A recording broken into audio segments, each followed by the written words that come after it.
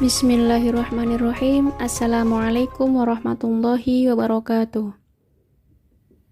Yang kami hormati Bapak Ade Yuliar SEMM selaku dosen pengampu mata kuliah manajemen operasional dan teman-teman yang kami banggakan.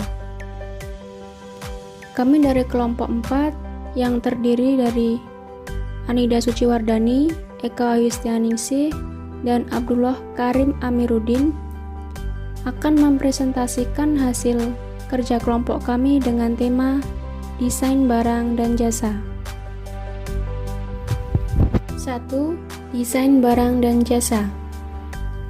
Tujuan suatu keputusan produk adalah untuk mengembangkan dan menerapkan sebuah strategi produk yang dapat memenuhi permintaan pasar. Strategi produk dapat difokuskan pada pengembangan keunggulan kompetitif melalui diferensiasi, biaya yang rendah, cepat tanggap, atau kombinasinya.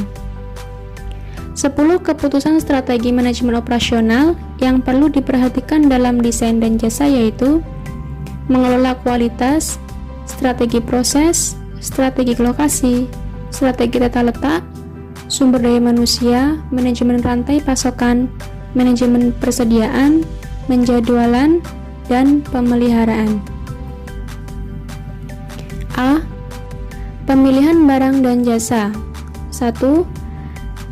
Pilihan strategi produk mendukung keunggulan kompetitif. Pemilihan produk adalah pemilihan barang atau jasa yang akan disediakan bagi pelanggan atau klien.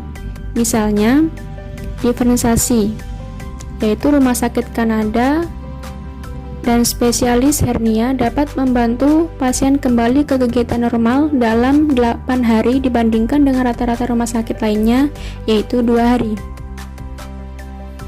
Selanjutnya, biaya rendah. Seperti Taco Bell telah mengembangkan dan menjalankan strategi biaya rendah melalui desain produk. Dengan perencanaan sebuah produk yang dapat diproduksi dengan mempekerjakan sedikit tenaga kerja di dapur yang kecil, Taco Bell telah mengembangkan sebuah lini produk yang rendah biaya sekaligus bernilai tinggi. Selanjutnya, cepat tanggap.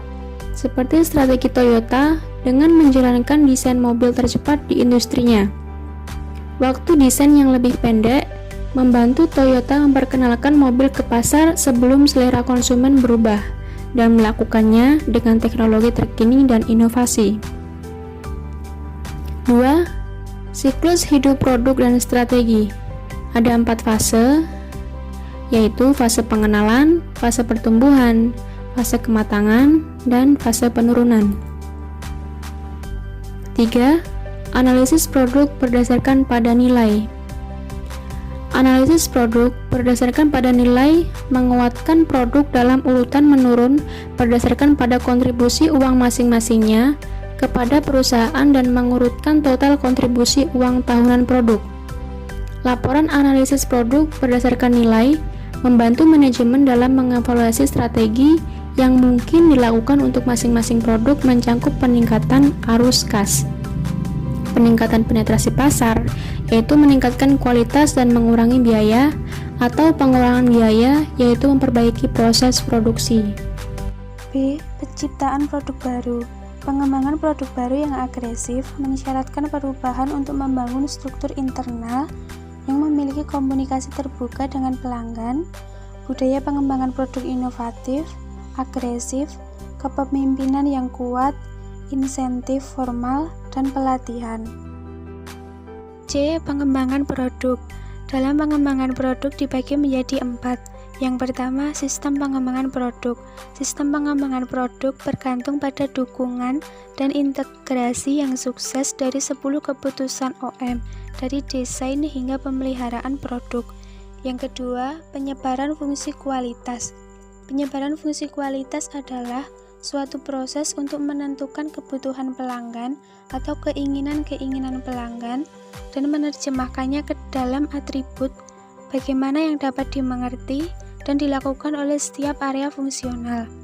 HFD atau penyebaran fungsi kualitas digunakan pada awal proses desain untuk membantu menentukan apa yang akan memuaskan pelanggan, dan di mana upaya penyebaran kualitas itu dibutuhkan, dan untuk menunjukkan bagaimana usaha kualitas akan disebarkan. Yang ketiga, mengorganisasikan pengembangan produk. Tujuan dari tim pengembangan produk adalah untuk membawa kesuksesan bagi barang atau jasa. Yang keempat, manufakturabilitas dan perekayasaan nilai. Manufakturabilitas dan perekayasaan nilai adalah kegiatan membantu memperbaiki desain, produksi, kemampuan perawatan, dan penggunaan produk. Hal-hal tersebut meliputi yang pertama, mengurangi kompleksitas produk, kedua, pengurangan dampak lingkungan, ketiga, standarisasi tambahan bagi komponen, keempat, perbaikan aspek fungsional produk, kelima, perbaikan desain dan keamanan pekerjaan, keenam, perbaikan kemampuan perawatan suatu produk, ketujuh, penguatan desain. Selanjutnya D. Peluncuran desain produk. Faktor-faktor peluncuran desain produk yaitu 1. Desain yang baik, 2. Desain modular, 3. Desain berbantu komputer atau CAD, dan manufacturing berbantu komputer atau CAM. Yang keempat, teknologi realitas virtual. Yang kelima, analisis nilai. Yang keenam, penilaian keberlanjutan atau siklus hidup atau LCA. Faktor-faktor peluncuran desain produk yang pertama yaitu desain yang baik. Desain yang baik adalah sebuah desain yang dapat diproduksi sesuai permintaan, bahkan dalam kondisi yang tidak menguntungkan dalam proses produksi, sehingga variasi kecil dalam produksi atau perakitan tidak akan memberikan dampak negatif bagi produk. Selanjutnya, faktor yang kedua adalah desain modular.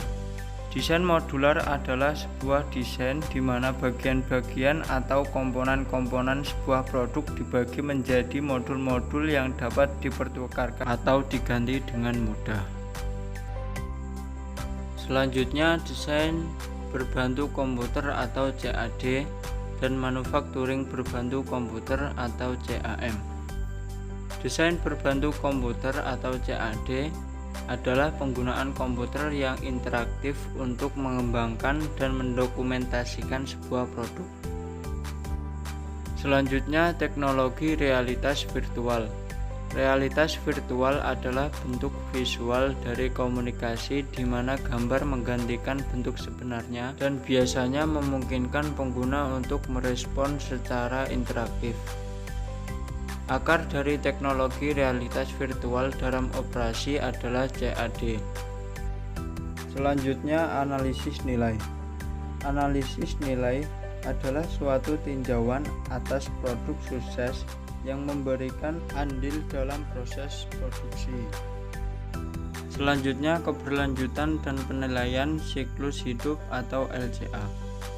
Keberlanjutan dan penilaian siklus hidup adalah dua cara untuk melakukannya. LCA adalah evaluasi formal atas dampak lingkungan sebuah produk. Lanjut ke materi selanjutnya, yaitu pendefinisian produk. Pendefinisian produk dibagi menjadi 4. Yang pertama, ketika barang atau jasa baru dipilih untuk diperkenalkan, mereka harus didefinisikan.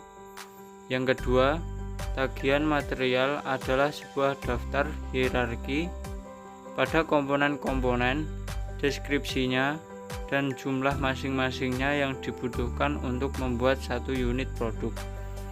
Yang ketiga, keputusan buat atau beli adalah pilihan antara memproduksi suatu komponen atau jasa dan membelinya dari sumber eksternal, yaitu membedakan antara apa yang ingin diproduksi oleh pengusaha dan apa saja yang ingin dibelinya.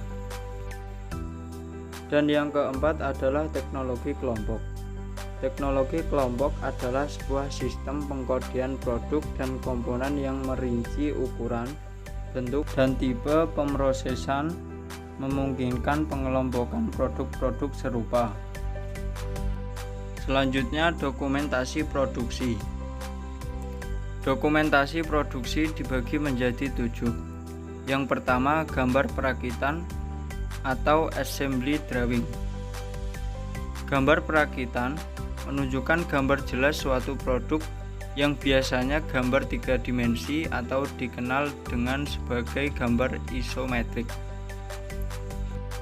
Yang kedua, gambar perakitan atau assembly card. Assembly card adalah suatu grafik yang dimaksudkan untuk mengidentifikasi bagaimana komponen mengalir ke dalam sub perakitan dan produk akhir. Yang ketiga adalah lembaran rute. Lembaran rute adalah suatu daftar operasi yang dibutuhkan untuk memproduksi suatu komponen dengan material yang terspesifikasi dalam tagihan material. Yang keempat adalah petunjuk kerja. Petunjuk kerja adalah sebuah instruksi untuk membuat jumlah item tertentu yang diminta. Yang kelima adalah pemberitahuan perubahan perekayasaan. Pemberitahuan perubahan perekayasaan adalah suatu koreksi atau modifikasi suatu gambar teknis atau tagihan material. Yang keenam adalah manajemen konfigurasi. Manajemen konfigurasi adalah suatu proses atau suatu sistem di mana rencana dan perubahan komponen suatu produk diidentifikasi dengan akurat. Lalu yang ketujuh adalah manajemen siklus hidup produk. Manajemen siklus hidup produk adalah sebuah program perangkat lunak yang berusaha untuk menyatukan fase desain dan manufaktur produk termasuk mengikat banyak teknik yaitu pendefinisian produk dan dokumentasi untuk produksi.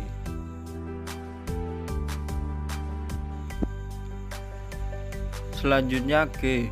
Desain jasa. Desain jasa meliputi yang pertama yaitu analisis jaringan rantai proses atau PJN.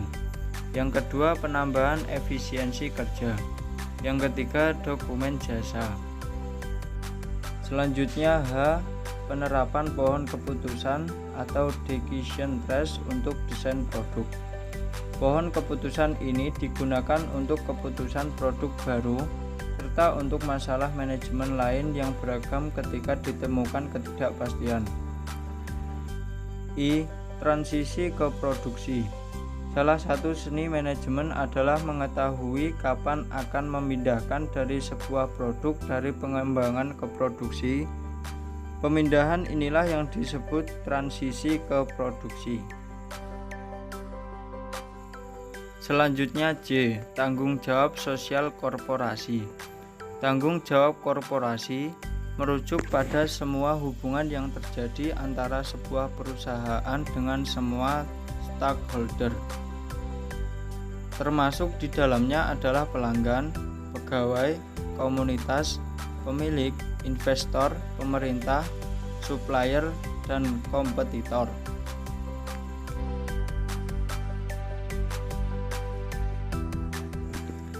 Mungkin itu saja yang dapat kami sampaikan dari kelompok kami. Kurang dan lebihnya mohon dimaafkan. Wallahul muwaffiq ila aqwamit thoriq. Wassalamualaikum warahmatullahi wabarakatuh.